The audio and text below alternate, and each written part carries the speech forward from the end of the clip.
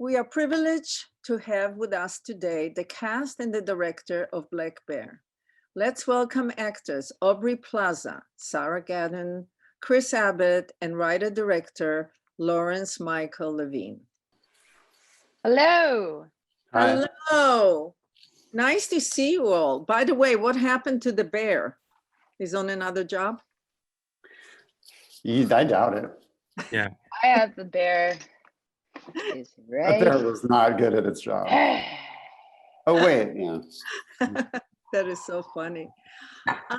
My first question is to you, Larry. I think the movie, if I can call you Larry, Please.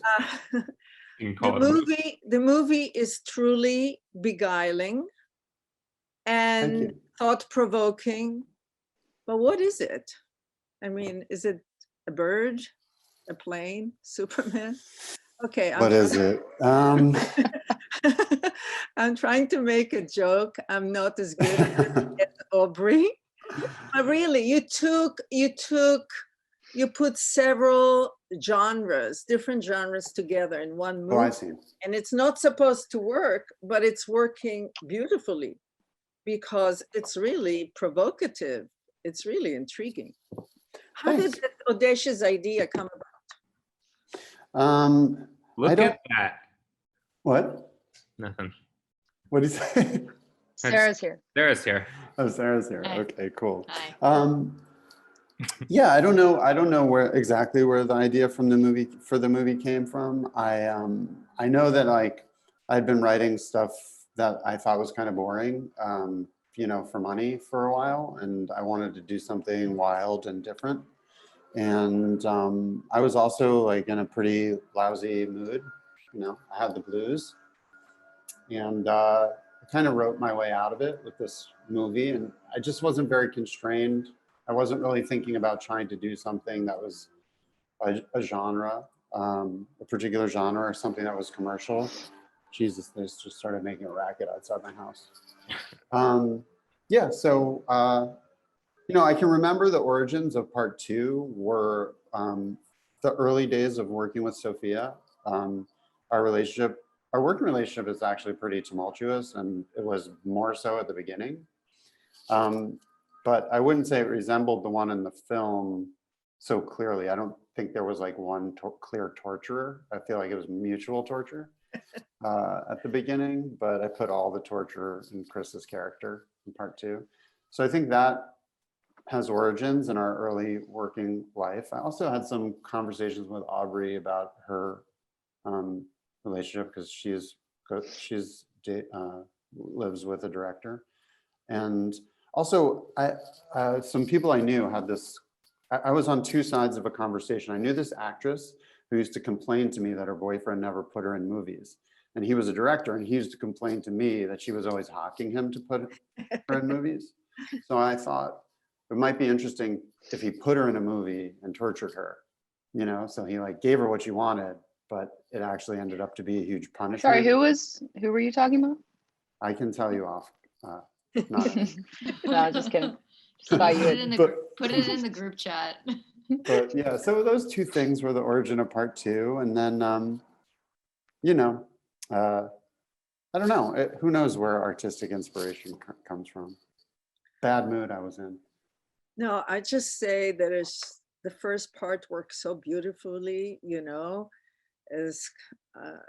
as a thriller, and then the second part is just as funny as Truffaut Day for Night. You know what I mean?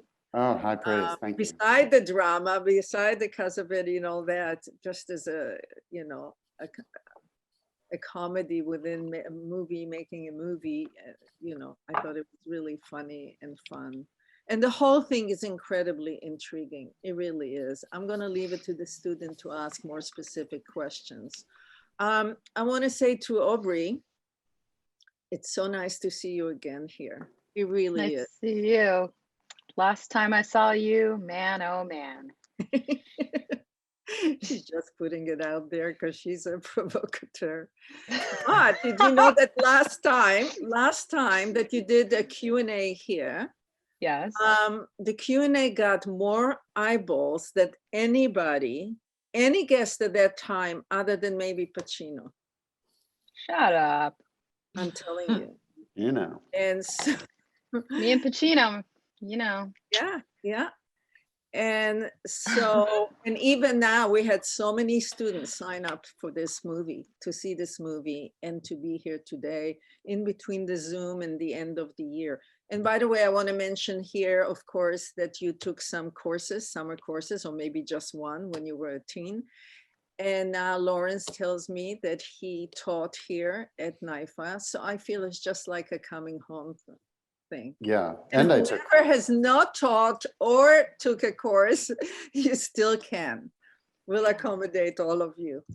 thanks. No, So- New York Film Academy was so important to me. I'll just say very quickly, when I was a teenager in Delaware and I had no links to Hollywood or anything, I just remember late at night I would like go on the New York Film Academy website and look at all the pictures and just dream that I could be in that program. And meant a lot to me. Amazing. And we are so proud of you now. You're the toast of the town now. It's like unbelievable. And by the way, just so you know, Bill Hader did the same, also in some obscure town. Oh, who cares about Bill Hader? You're so right. So about this Oh. movie, Sarah and Chris,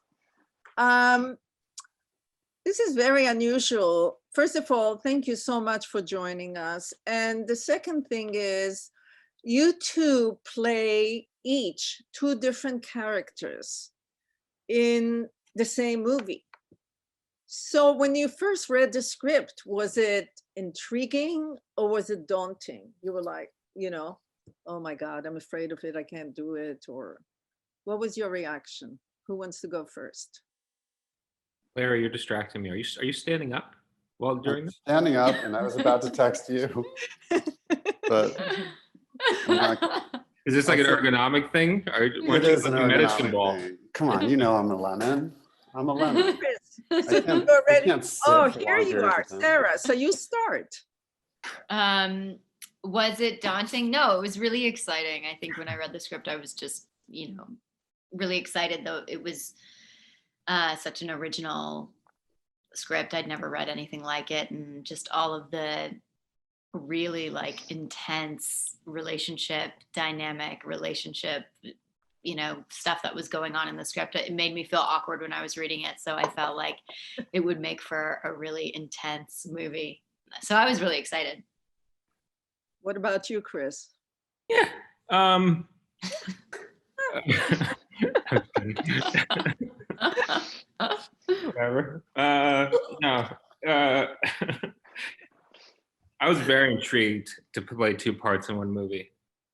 It's like getting paid for one and having to do two. It's like double.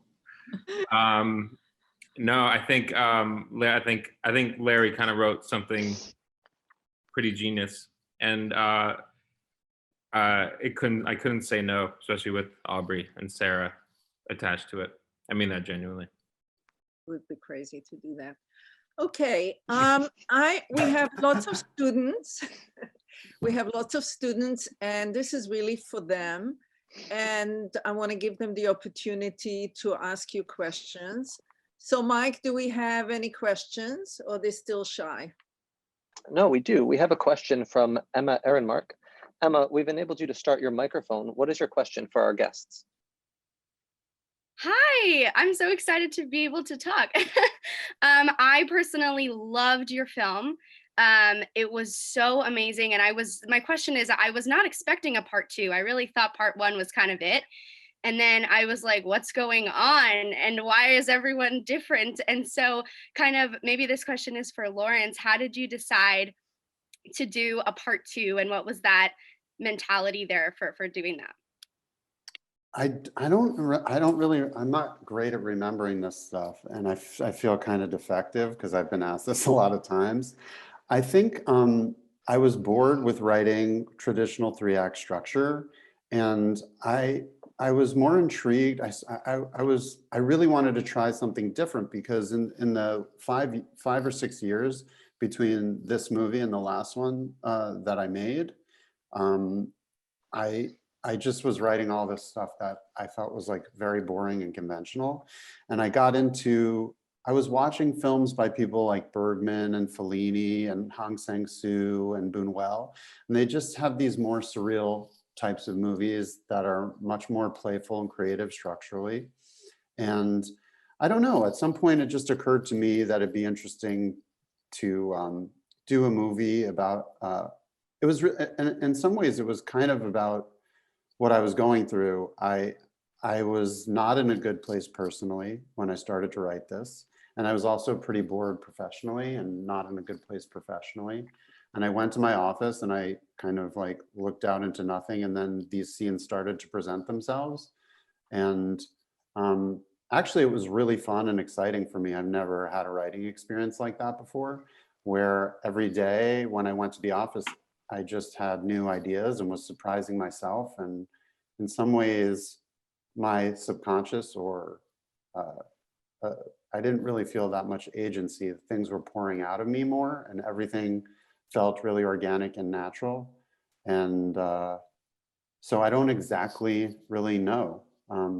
I just know that a lot of different influences were floating around in my mind. You know, I had met Aubrey, we had some conversations, those were floating around in my mind. I knew I wanted to work with her. Watching all of these movies that were unusual, and just being in a dark place and being in a kind of bored place. Wow. Maybe I can write a script like that, being in the dark. Go for it.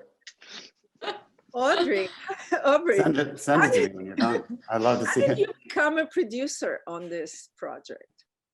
I don't know. I think it was just maybe when Larry told me that he was writing it, I think he asked me to be a producer. He said he wanted me to be a producer because I had produced 2 films before this, and I think it was just a collaboration that seemed to make sense, that I could come on board and help, you know, get the movie made. Because I had some relationships and things like that from previous movies, and so I think it was Larry's idea, probably. Well, yeah, I mean, well, I don't know, but you just, I don't think it was so much an idea. You just started to help. Or And maybe I just naturally, yeah, you was just like, started to I help. wanted- And yeah, and it couldn't maybe have happened maybe you didn't without want you. that. No, Yeah. it couldn't have happened without you. It's just like you started to No, I'm help kidding. and things started happening because of you. So therefore you were a Yeah. producer. Well, Yeah. you know, I had won the best, you know, first feature for Ingrid Goes West as a independent, you know, producer, whatever. So it felt like it could help. It felt like we needed to put all of our collective muscle behind it in any way we could to get it made, because it was such an artistic script, not so obviously marketable script. But Well, it paid off. It really, artistically, it paid off. Really. thank you. You're getting incredible reviews, and the movie is really intriguing, beguiling. It's like I have to go through another Mulholland Drive to figure this out. Okay, next question, please. We have a question from Daria Markova from our LA campus. Daria, we've enabled you to start your microphone. What is your question for our guests? Hello, I really enjoyed the movie.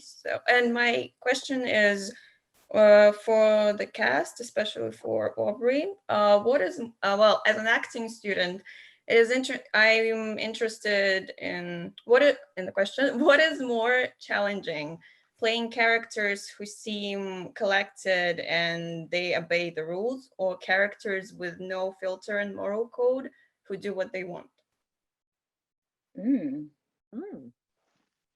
Good question.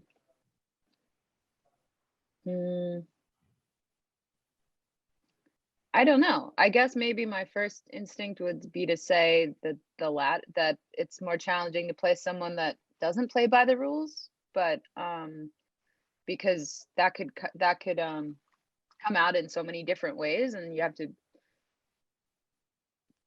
be creative in expressing that kind of stuff. But yeah, probably playing like a character that's more unhinged and unpredictable is maybe a little bit I don't know, actually. It's a hard one to answer because maybe it's not so challenging because it's not so thoughtful. And it's just kind of more instinctual, but I don't know. I want to hear what Sarah has to say about this. She's better at articulating things. I was gonna say that it doesn't actually matter. It's just whether or not the character is fully fleshed out on the page. I think that if it's always more challenging, regardless of who you're playing, what their intentions are. If the character isn't fleshed out on the page, then you have like a lot of work to do and an upwards climb with the director and a writer to kind of convince them to make a fleshed out character. But I think when it's on the page, which is not always the case, that's always the easier character to play. Thank you. We do have a question here from Gabrielle Scobie. Gabrielle, we've enabled you to start your microphone. What is your question for our guests? Wow, this is so nerve-wracking. Okay. So I just wanted to ask like a very technical question. I was just conscious of the sort of big scene in the second half. You've got the actors, the fake crew, and then obviously the actual crew. And I'm kind of wondering how many people you can fit in that room because it's not that big. So, and then obviously you've got sort of a roaming Steadicam. I'm just conscious, were you in the room directing, or did you just have your monitor in another room just so you weren't in the way? Or like how many people did you actually fit that weren't being filmed? The space was, I don't know, it wasn't that cramped. I don't know, I never felt, I had to be out of the way for part two. We had to be out of the way because it was a hot set, but I had to be out of the way.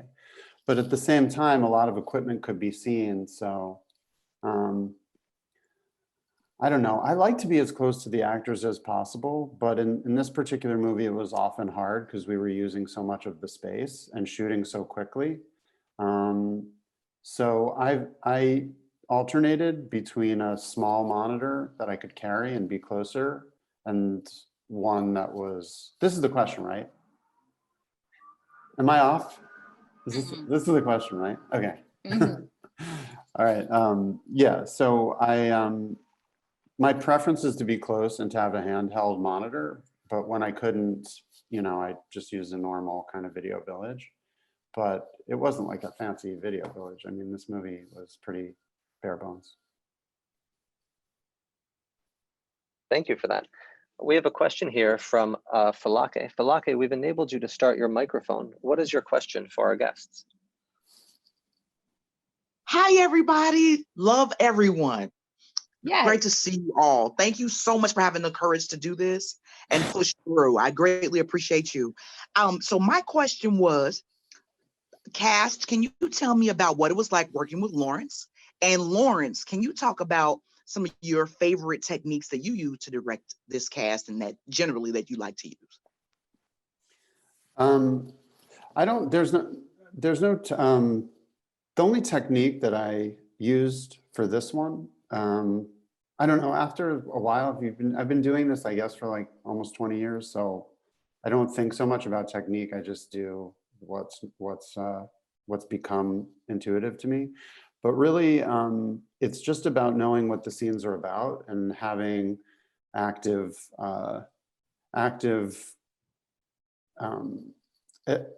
help that you can give the actors if they are confused or are having trouble understanding the meaning of a line or their interpretation isn't reading. So it's just, I was saying this earlier today in a different interview. It's like, I try not to give actors effects. So I don't say you're more sad in the scene, you're more angry in the scene. Can you be funnier? Like those are effects. I try to give them actions. So if let's say you wanted an actor to be funnier, you would say something like, try and make the person you're in the scene with laugh. Or, instead of act like you're in love with that person, I would say flatter them, seduce them. I just try to have active, I try to have an action for every line that happens in the script. so that if an actor is lost, I can give suggestions. But on a movie like this, where we had very little time to rehearse, the only thing to speak of that we were really able to do is meet, talk about the script, see if there were any lines that they were uncomfortable with or they didn't understand, and alter them, either explain them or alter them so that they felt more natural for the cast. And then a lot of it is staying out of the way and trusting and making them feel safe and making them feel encouraged and like they can take risks and fail. And it's not always easy to do that because you have a vision in your head and you're worried about time. And so I'm sure I failed many times, but at least the intention is just to make the actors feel safe and supported and to be there for them, to have their back if they are ever lost. So just think about an actor being lost in a scene and struggling and coming to you for help and having nothing to say. Like, you shouldn't put yourself in that position. You need to do script analysis and understand, at least have 2 or 3 actions for every line of your scene. So a lot of it is preparation, being prepared, and then trusting. And if they run into trouble, having something to help. Like to hear Chris answer the second part of the question. How was it to work with you? Yeah, it was fine.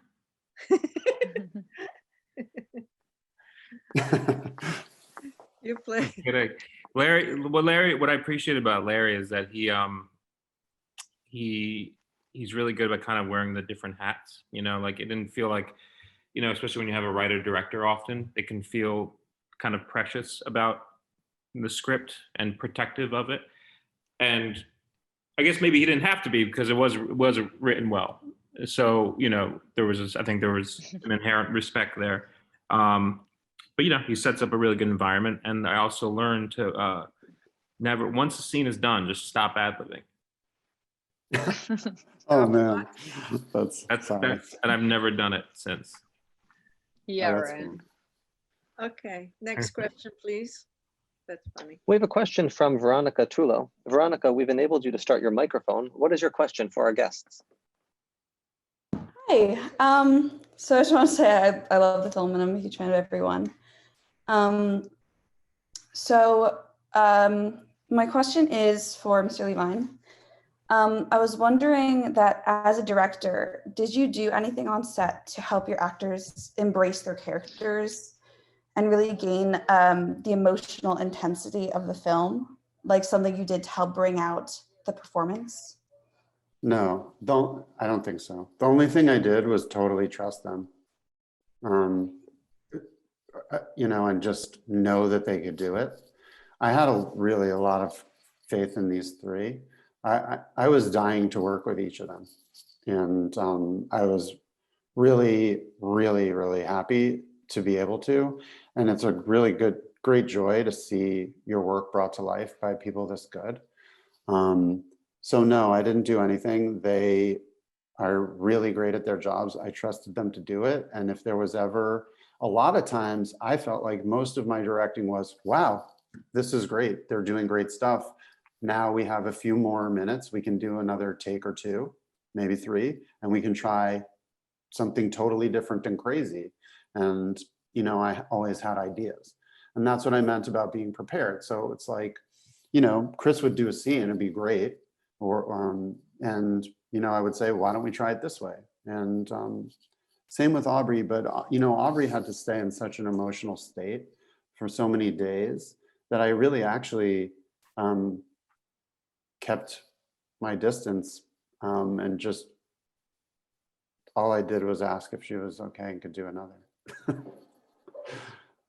So it was really just giving them the space to do it. And I also try when I'm writing to make my writing active so that the actors don't have to manufacture emotion. That really, whatever they're feeling, as long as they're present to it, will kind of work with the scene. So on set, I don't feel that I did. I don't feel that I was am a heavy-handed director. I feel like I try and do as little as possible. Thank you. Next question. Thanks. We have a question here from Nick Venuti. Nick, from our LA campus, we've enabled you to start up your microphone. What's your question for our guests? Hi, I'd like to ask you, what was the most challenging scene to shoot from a acting perspective and from a directing perspective?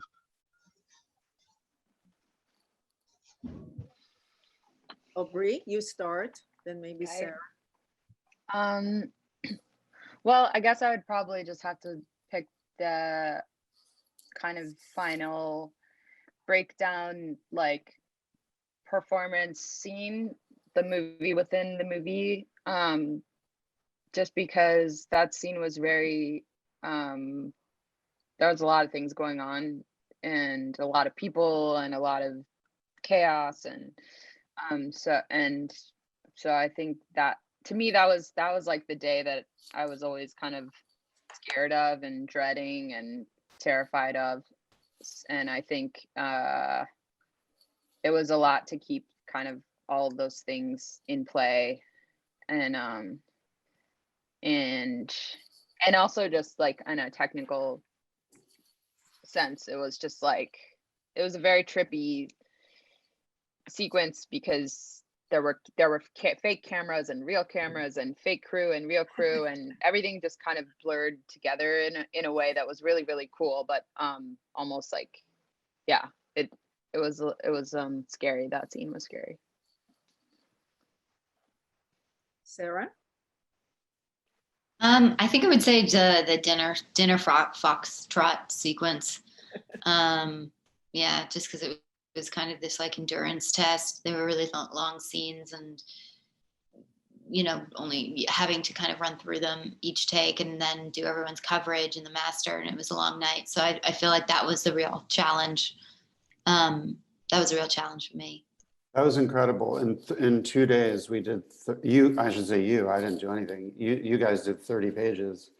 It was definitely an endurance test for you guys. And actually, it's, I think, some of the best stuff in the whole movie.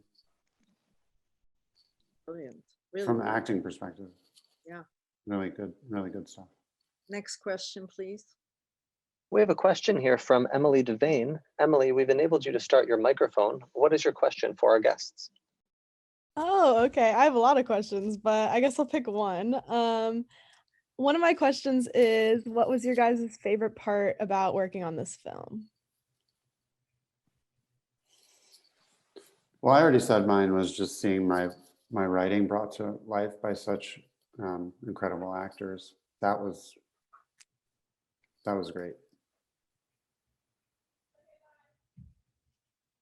I would say working with Aubrey and Chris and Larry, it was really just amazing to be able to take such an incredible script and then go to work with like incredible actors and be able to just tease out every fucked up, weird little thing that you could. It was just, and it was nice to know that, like, I knew Aubrey and Chris before shooting. It was nice to know also that we could just like go at it and just like get in there, and there wasn't any kind of like anything to break through to get there. It was so much fun.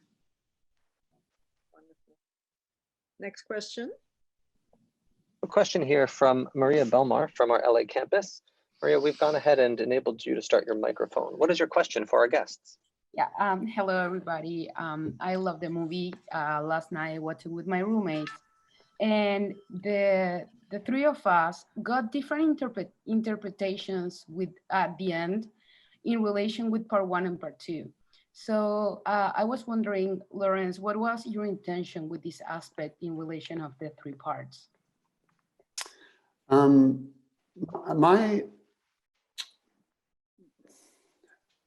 It's interesting because I thought it was really simple, but I have seen from the response that people find this movie very mysterious, and in some ways I don't really want to mess with it.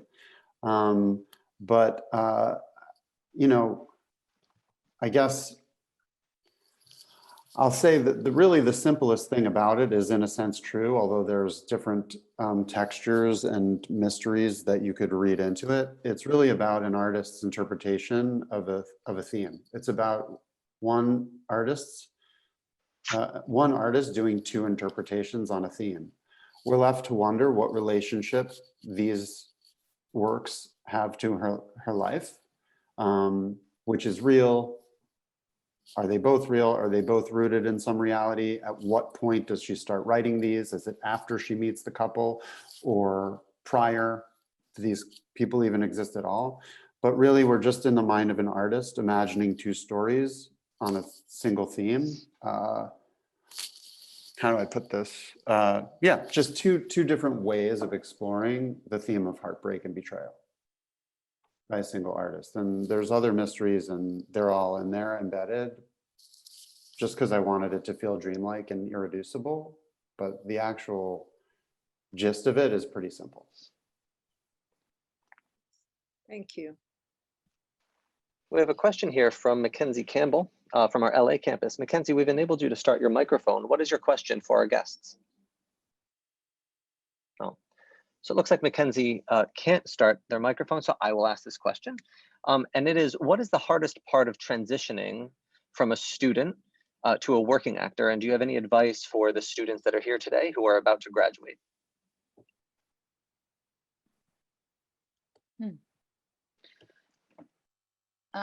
I'll take a stab at it, but I'll say for me,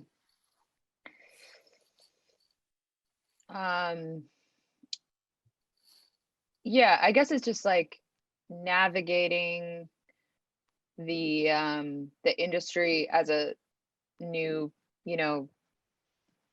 actor that has just come out of a school or an institution. It's just a free for all. And I think that the thing for me was like, I never understood what should come first. Is it important to be in SAG? Is it important to have an agent? Is it important to, that part was always really confusing for me. And I think like, I was in New York. So there were a lot of opportunities for me, and there was a very big trial and error kind of process for me, because I would get the backstage publication and look at the auditions in the paper, and I never understood. I just never knew what was the smartest thing to do. And I would say for me, like finding the Upright Citizens Brigade Theater was really, really, really helpful for me, because it was like a place that I could kind of fuel all of my stuff into a creative outlet for me, and a community that really was supportive. And I didn't ever go do that, improv in the sense of like doing it so that I could literally then be on like television or whatever. But it was more, at that time, it was more just about the art form of improv and performing at the theater. But it ended up leading to real jobs and for me to like break into the industry. So I would say it's more important to focus on kind of those kinds of communities and collaborations, because you never know what will lead to what, rather than trying to figure out how to get into the, to the union or get into the industry. Because honestly, it's like agents, it's like you don't need an agent. It's like casting director. If there's anything like concrete I could say to new actors that are out there, it's like you want to get in front of casting directors more than anyone. They're the ones that hire you. They're the ones that give you jobs, and agents come later. And so I think it's more about focusing your strategy and also just surrounding yourself with a really supportive community of people that are like-minded and creative, and just kind of never stopping, because you never know what could lead to what. Amazing. Thank you. Thank We you. have a question here from Kaylin Massengill. Kaylin, we've enabled you to start your microphone. What is your question for our guests? Yes, I feel like I'm a realistic actor, and I've watched this movie, and I feel like everybody, they're themselves. But in the movie, do you like study the script and become the actor, or you're really yourself as the character in that character? Are you your real selves, or you're acting to be that character?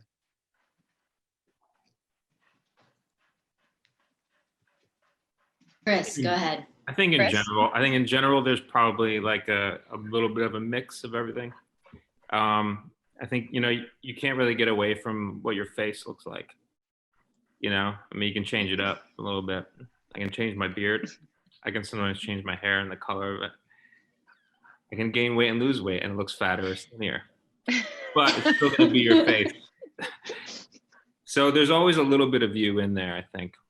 But I think what then seeps in is the writing. And then also, I think often they're not things that you would say in real life. They're things that another character would say. So then all of a sudden those things become the character, and then it's you filtered through that. And I think depending how different the character is written on the page to you as a person will determine how much of a character or how much more of it is like you. I'm gonna put a period there. It's a weird sense to end on, but I feel like it's ambiguous and interesting. I agree. Thank you. We have a question here from Michelle Purdy from our online campus. Michelle, we've enabled you to start your microphone. What is your question for our guests? Hi, I really enjoyed the film. I watched it way too many times to count, and I loved it every time more. My question is for Aubrey. It's kind of a two-parted question, if that's okay. Well, I'm a big fan, first of all, so I'm very nervous, so please excuse me. But how did you find the balance between comedy and drama within Allison? Because each part is kind of, weighted in one or the other. And I guess the second part of my question would be, did you view Allison as being two separate entities within each part, or did you see her as kind of being two sides of the same coin, or like part of the same psyche rather than two separate entities? Well, thank you for your questions. I think I don't really approach like comedy or drama any differently. I don't think about them in that way when I do anything. And the only like example I can give of that is just like, I worked on this movie just like I worked on Dirty Grandpa, which was not a drama and a ridiculous movie but I had the same process, and I just care about the characters the same way. So I don't like play the comedy of anything. I think that the comedy really comes out of just commitment. And because if you commit to something 100% and it's a ridiculous scenario, it will be funny the more truthful it is. And I think that, again, not to keep talking about UCB, but like that was like their mission statement is truth in comedy. It's not about playing the joke. It's about finding the truth. And because really those are the funniest things in life. And so I think I never think about it like this is a comedy, so I'm gonna really like put my comedy hat on. But and I think in terms of like the character, I think for me, I felt like there was a real connection between the two halves on an unconscious level, and that there was a kind of cohesive character there. I didn't approach it like these are two wildly different people, because I felt like there was a really like deep connection between the themes of what's happening to them and like the like emotional journey of each character. So I think I did one thing that I really was conscious of about the movie when I read the script for the first time and thought about it as a movie is I don't want the movie to feel like two movies, because it's a movie, and I want it to feel like, even though the two parts are so different, I still thought of it as an overarching journey for one character. on in maybe not in a literal way, but in a more like abstract way. And so I had my own ideas of like how it begins and then how it ends. And of course, like within that, it gets really crazy and confusing and complicated. But I felt like on a very purely emotional level, it was one character, and there was a kind of dreamlike journey that she was going on that, in my opinion, had a very, very, very specific ending. Whether or not that translated, I don't know, but I thought of it as one kind of entity. Thanks. We do have a question here from Esther Kim from our LA campus. Esther, we've enabled you to start your microphone. What is your question for our guests? Hi, Chris, how was it being the director of a fake movie? And do you have any interest in directing a real movie at some point? It was fun. It was fun to poke fun at. I mean, it was like, look, obviously it was a bit dramatized or a bit heightened. I've never worked with someone that cliche, but it was fun, really fun to do. Yeah, I think, I think I will direct one day. I'm not sure when. I think I'm going to stop acting though to do it, at least for a little while.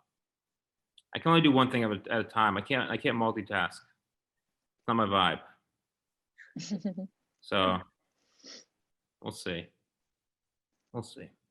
Just wait. Just hang in there. Have you directed anything, like a short or anything? I actually don't know. No. Are you sure? No. Yeah. No. I mean, not like on an official level. Mm-hmm. Just some movies that you make in your apartment at night. In my head. Close friends. In my head, behind my eyes when they close. Uh-huh. They're Or really you like take over for incompetent director when you're acting in something? Yeah. The more I work with shitty directors, the more I'm like, I can definitely do this. It's not that hard. Chris, one day, if you decide to do that, we may be a little helpful at the New York Film Academy because we have very short courses. For free? Is that a free tuition offer? Free Scorsese's daughter took the summer course for teen for his daughter. So she took it 3 years in a row. And he said to me, the reason why I like it is because they walk into a room and they hand them a camera. And by the end of the week, they make a movie. Good or bad, they learn how to make a movie. And then the rest is for them, to continue doing it. So yeah, I think for a week, if you're a smart learner, I think that would be good. I might take you up on that. Okay. All right. Yeah. I like your style, Tova. All right. It was worth getting up in the morning for this. I feel you. I know what you're saying. I get it. Okay, Mike, what's the next question? I have a question here from Unia Dinu from our LA campus. Unia, we've enabled you to start your microphone. What is your question for our guests? Hello, everybody. Good morning, good afternoon when you guys are in New York. My question is, in your opinions, what are the qualities in a cast and crew that really makes a difference in how the set runs and the success of the project? And what is your experience in the past with this?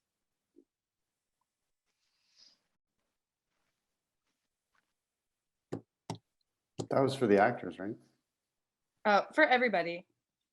Kind of what do you think really pulls together a team and makes something successful in comparison to other projects that maybe you did earlier in your career that didn't really succeed in the way that you thought they would or could have? None of them have succeeded in the way that I thought they would or could have, but maybe some of them succeeded in like different ways. Does that make sense? I feel like there's a letting go it's different for directors and actors. I feel like there's a letting go process the whole time. Maybe like what I imagine having a child would be like, where you, at some point you just realize this thing has a life of its own. So I don't know, every movie that I've worked on has felt like a team effort.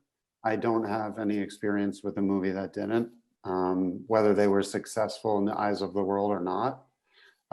So I guess I've been maybe lucky that way. I don't know. even though they're hard and even though tempers may fray or whatever, they always feel like teamwork. And I think that's one of the things I really like about them. So, you know, I think the less egotistical myself and others are, the smoother and better things go. And ultimately, maybe the movies will be better. So I think that's it. Letting go of ego is maybe a key. Not that I've like really been able to do it, but. I think that it really is the ultimate collaborative experience. And so I think when Yeah. everybody feels like they're working together to do something that they really believe in, and everybody feels like their role is equally important, that's always the best environment to make a movie, when that kind of hierarchy of like a set or a crew dissolves and everybody's work feels just as important as everybody else's. That's always, I think, the best way to make a movie. By the way, Sarah, you looked very much kind of like Grace Kelly in this movie. Was that on purpose? No. Yes, No. it was. Every day. She can't help it. She's gorgeous. Just hours in hair and makeup and Oh, but the hairstyle and the certain. Yeah, right. You had like no makeup on. You were in the makeup chair for like 5 seconds. I was in there for like 2 hours. That's not true at all. The camera, That's not true at all. the camera likes you a lot. Yeah, it does. All that Okay, almond butter bye. gives you glowing skin. You're a funny crew. What's the next? No, you're funny. You're So, part of Tova, this I know group, that- Tova, Yeah, you're funny. whether you like it or not. I What's know the that you next? have a few things that you wanted to chat about before we wrap up in a few minutes, Tova. Yeah, I wanted to ask Larry, shooting in this remote place, how easy or how difficult was it really in terms of production? Because I've been on a couple of sets where the remote area looks incredible, but then when you start figuring out how to bring equipment in and out and whatnot, it becomes very difficult. So my question to you, how easy and how difficult was it, and will you do it again if it was difficult? I'm like the wrong person to ask about this stuff. Like, I'm like, how do I put it? Everything's hard for me. Nothing is easy. And I'm always whining and complaining. I was talking to my therapist about this the other day, and he was just like, hey man, what if this rage and fear and anxiety, that's just your process. So I'm just starting to think of it that way and just be like, no, there wasn't anything easy about it, but of course I'm going to do it again. Why? I don't know. No, it's just I was talking about that remote location. No, it was hard. It was made it really hard. You know, I mean, I guess it was also really, it made it really hard. The food was bad. There weren't good accommodations for people, which makes them grouchy, both of those things. And the house kept breaking. Shit kept breaking. Like the house was off the grid, and it had this solar powered generator, which everyone was excited about because everybody wants to be eco-conscious, of course, who doesn't? But the thing kept breaking. So we had all these blackouts, and you know, I don't know why it wasn't dealt with more expediently. There's only so much one person can do, but the blackouts were a constant annoyance, and we lost so much time. And I can go right back into a tizzy about it right now, thinking about how many takes we didn't get to do, how many shots I missed because of that damn, you know, like solar power generator that didn't work. And the chimney, like at one point there was just smoke filling the fucking house. We sat for an hour, and it's like I only had 19 days to make this movie in the first place. So we just lost a ton of time. It was hard to get people to and from. It was fucking dangerous. There was like another campus where some crew lived. It was like a mile away in the darkest woods, no lights or anything. Our crew and me just driving around all hours of the day and night. Like, we're lucky somebody didn't get killed. I almost crashed my car. Like, I'm the worst driver. and I'm driving around these gravel roads in the woods and in the dark, almost killing people. We're lucky this movie exists at all. So, but I love the way that house looks. So good luck making movies. Jesus Christ. But I love the way this house looks, you know? I mean, fun. I think it looks really cool. So like, and that's all over now. So it's great for me to like watch these amazing actors in this beautiful room, you know, perform these scenes. So it I worked have out. to say, It worked out, but it sucked. yeah, but the bear worked for free, right? The bear sucked too. The bear didn't do anything. Didn't do anything. It was not a trained bear. That was not a trained bear. We just like, took what the bear gave us and put it in the movie. That's not what's supposed to be. Anyway, I must say that it was a combination of a really, really intriguing premise and the skill of everybody involved. And it's really a movie that you can see several times because you are trying to figure out really what's going on and looking at it again. And I want to thank you all for coming here.